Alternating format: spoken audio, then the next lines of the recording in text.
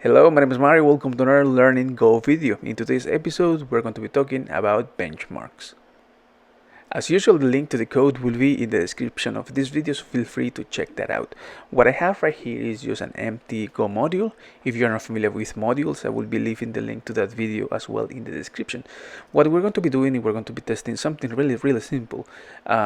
How fast or slow are the different ways to concatenate two strings in Go with the different packages that are included in the standard library only. So this is going to be pretty much really simple. So we have in order to use tests, or rather in order to use or build benchmarks in Go, you have to use the testing package, like similarly to what we do with your regular tests that you can build using the standard library. The biggest difference is that in order to make those available through the test command, you have to prefix them with a word called benchmark. So benchmark and then the name of your benchmark, whatever you decide to call it. And what is going to happen, let's call it XYZ for now, and it's going to be receiving a B, which is testing.B. So it's basically the benchmark that is going to be implemented in Go. Now for benchmark to work, there is basically an implementation via a for loop that you have to implement. So n equals 0, we have n greater less than n, and then n plus plus. So what this basically means is that depending on the configuration that we pass in via the CLI when we're running the go test command, this is how many times this benchmark is going to be running. Inside what we have here is the actual code that we want to test and measure. Now, like I said, we're going to be using the different ways for testing or rather concatenating two different strings, and you may or may not be familiar with this, but there is a way to do it using printf, if one using the bytes package and one using the strings package. So we're going to be using all three of them just to see which one is the fastest according to the configuration that we're going to be passing in. It's not going to be anything overly complicated. You just have to do again, like I said, concatenate two strings, so sort of like concatenate two strings using what we have. So let me define a string here. In the case of printf, we're going to do in str equals what we had before. Again, this is sort of like the naive way of defining values. So we're going to have what we had before, and let's say a. Next, we're going to be copying this. Oops, I had a typo here. So benchmark.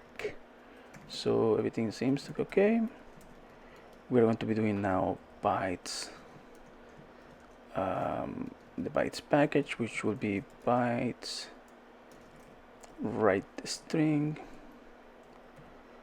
Where are you? Buffer, bytes buffer, bytes buffer. Again, we're going to initialize a buffer here. Bytes buffer and write string, write string a, and finally of course, because I'm using the same variable name, that's incorrect. So write the string, it receives a string, and it writes it to the buffer. And finally we're going to be taking let me delete all of this. We don't need any of this. We have the strings. In the strings package there is a type called builder, so we go to benchmark strings builder. We can call it builder strings builder again. Let's scroll down a little bit so we can put it in the view. So builder write string and then a. So all of these should be compiling, nothing out of the ordinary. So we have three methods, the benchmarks, one using printf, bytes buffer, and strings builder. Now the way this works to run it in Go, you have to use the test command. Now the difference between this and when you're running your tests is that you need to pass in this argument called bench.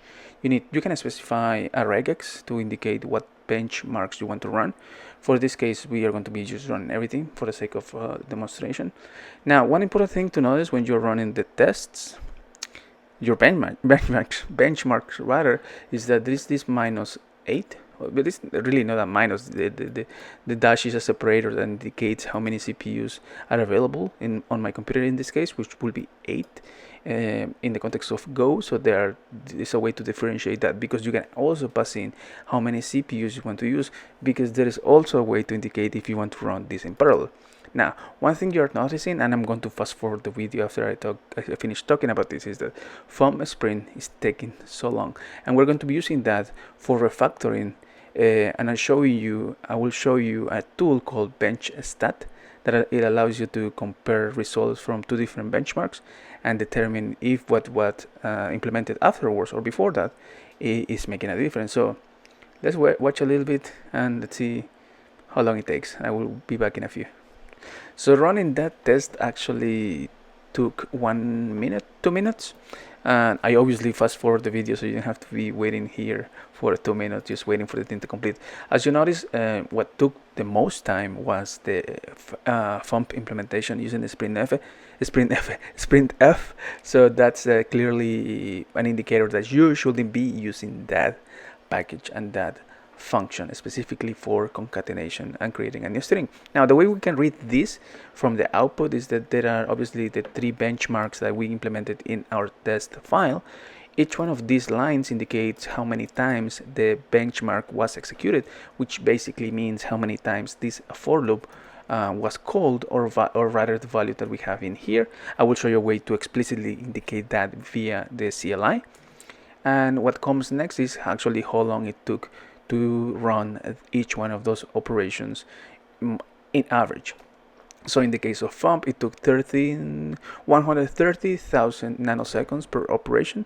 In the case of bytes buffer, it took 5 nanoseconds. In the case of a strings builder, it took 3 nanoseconds.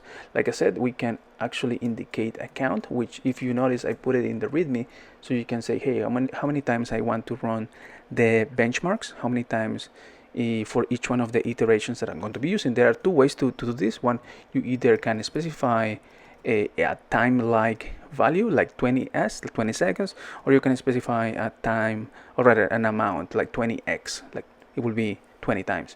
So if I run this again with the bench time, which will say I want to run it, I don't know, 100 times, 10 times, because I know the FUMP, you know what, because I know FUMP is taking the longest, let me comment it out for now so we can see the other 2 run. So let's say 1,000 times, 10,000 times. All right.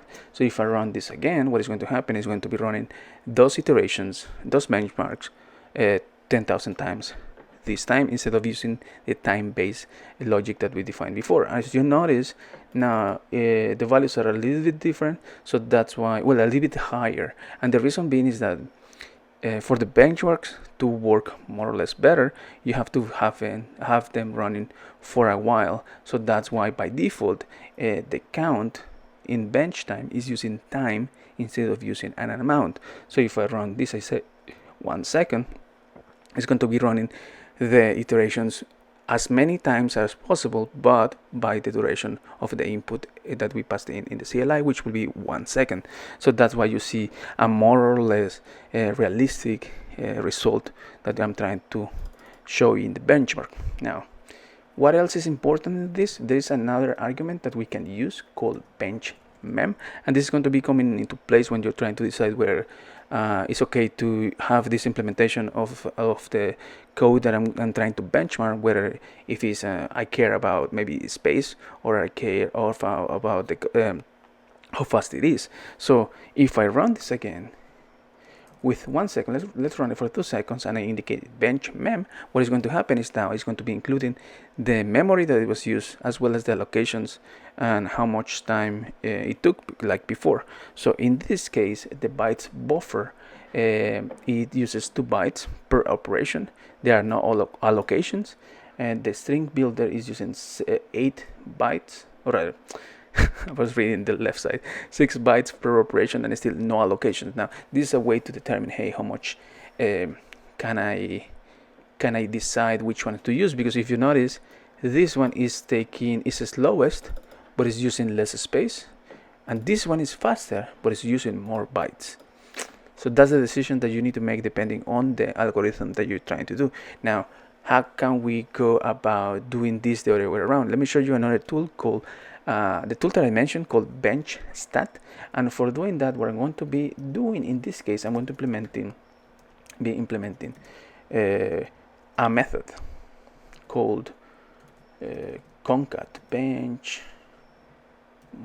Is this the name? Oh, it's called main. That's incorrect. Benchmark. So benchmark and benchmark, we have a function concat, and it's going to be using the one, the way that we know for sure is the slowest one for concatenating, which will be using return thumb sprintf and doing the concatenation. And again, this is just a silly example, but I want to show you the simplest way to implement these kind of things, these benchmarks. So now that I have this, I can actually take what I commented out before and just change it, concat, and just run it, concat A and B. And another cool thing about when running the benchmarks is that it's also similar to what you can do when running the tests. You can specify a name or write a run, and you can say I want to run only benchmarkConcat, and let's say 2 seconds. It's going to take a while, so let's put yeah, let's use the default value, which will be 1 second. Now this one is going to take also a while. And now I have my, oh, you know what, I made a mistake. It's not run, it's called actually is it run? No, run is for test. It doesn't matter. Don't worry about it. So there is a way to explicitly indicate which one the benchmarks we want to run. What is important here is that now I know I want to run this test specifically, and I want to say, hey, I want to compare the logic that I have right now, which will be using thumb, with a more efficient way. For example, using a strings builder, or maybe the bytes buffer implementation, depending on what I decide to do, and then compare the values that I had before to what I have now, and see if that makes any difference, if it's improving the change or not. So how can we go about doing that? And for that, like I said, we're going to be using this tool called benchstat that you can install by running go install benchstat and then latest. It will install it in your go bin folder, depending on where that is. I actually using direnv, which is a tool I really like. I will be leaving the link in the description as well, that allows you to sort of sandbox each one of the binaries depending on how you want those configured in your project. So I have this right here. Everything seems to be fine. I have a bin file, which is the benchstat, and the way it works with benchstat is I'm going to be taking benchmark. Okay, I'm going to be taking what I have right now, I'm going to be running it again, and then I'm going to be comparing it with the new implementation that is going to be using the strings builder, the strings package, and the builder type. So let's do that now. So I have to run benchmarkConcat, and what I'm going to be using is a command called t, and what t does is receives the value that is coming, the output that is coming from the previous command, and it prints out that by default into the standard library, but also you can save it in a file. So we're going to be doing that. So we do a tcurrent, and it's going to be running the configuration that I have here. Oh, one thing that I forgot to do will be to run this. Let me comment that out. Remove this. We don't need this anymore. We're going to be running this for 5 times, and the idea is, like I said before, we have a bunch of different results that we can compare afterwards. If I run this only once, it's not going to give me probably the best results that I want. So that's why I'm trying to run the thing and the benchmark multiple times. That's where count comes in. So now that I have this, if you remember, with a string builder, we have a strings builder. We can call it this B. We got B. We can return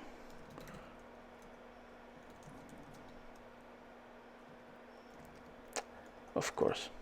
I had the same issue that I had before with the test. So builder, so builder string return, and what we're going to be doing next is builder write string A, builder write string B.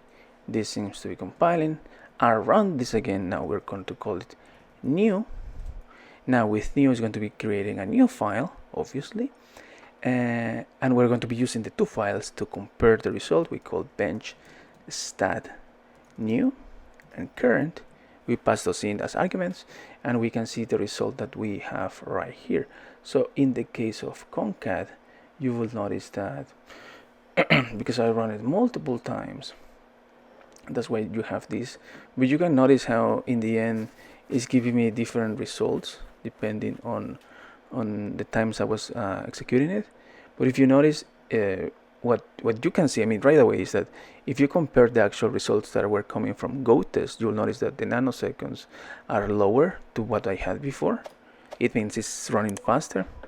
It's obviously allocating less memory. There are three allocations. This one is using 8 bytes compared to 34, so there is a huge improvement. The cool thing about using benchstat is it actually outputs more human-friendly way, so to speak, in a way that you can share this with your peers. If you wanted, you can say, hey, the new implementation is now 400 times. There is a delta of 400%, so there is a significant improvement right there, which is also right here. You can see. So I like this one, the tiny tool that you can use as well. You don't have to. You can literally just look at the results and say, hey, this is obviously faster than the other one. So this is benchmark. The only a few tips that I want to give you before we go is that when you are using benchmark, the benchmarks, try to also consider only benchmarking the things that don't have any I/O operations, like for example connecting to a database or accessing a database, or maybe connecting to a remote data service or whatnot. Try to only benchmark, or as much as you can, things that you can have in memory in place in your system when you're trying to collect those metrics, because it could give you so many different results depending if maybe there's latency or issues similar that are unrelated to the actual code that you're trying to test.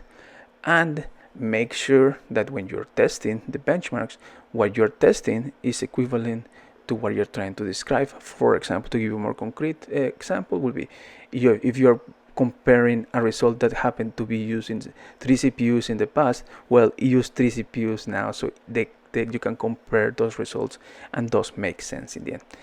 Anyways, thank you for watching. I hope you find this useful. I will talk to you next time. Take care. See you.